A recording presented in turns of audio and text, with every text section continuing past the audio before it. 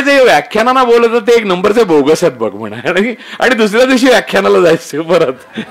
हा, आणि मला पण एक्झॅक्टली हेच वाटायचं. काय म्हणतं माहितीये ना, आता व्याख्यानाचा एक असा पॅटर्न असतो की आज तो एकदम सभ्यपणे चांगुलपणाने व्याख्यानाचा एक माणूस पुढे येतो, तो तुम्हाला फोन करतो, तो काय सांगतो की सर नोव्हेंबर मधली तारीख पाहिजे.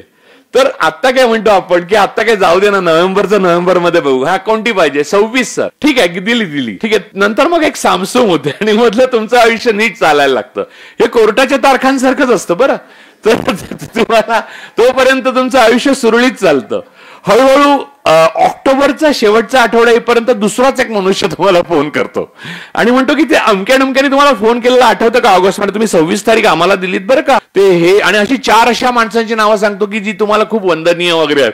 तर ती माणसं खूप वाट बघतात. ती म्हणाली की परुळेकर येणार तर किंवा नरके साहेब येणार तर आम्ही आहोत तिथे. म्हणजे असं की खूप म्हणजे तुम्ही पेचा देता. बाय द टाइम तुम्ही मधल्या काळात ते विसरून किंवा लिहिलेलं असलं तरी आठवत असलं तरी कंटाळून, आणि बोलवायला कुठे तुम्हाला एकदम म्हणजे नंदुरबार शिरपूर वगैरे असं असतं.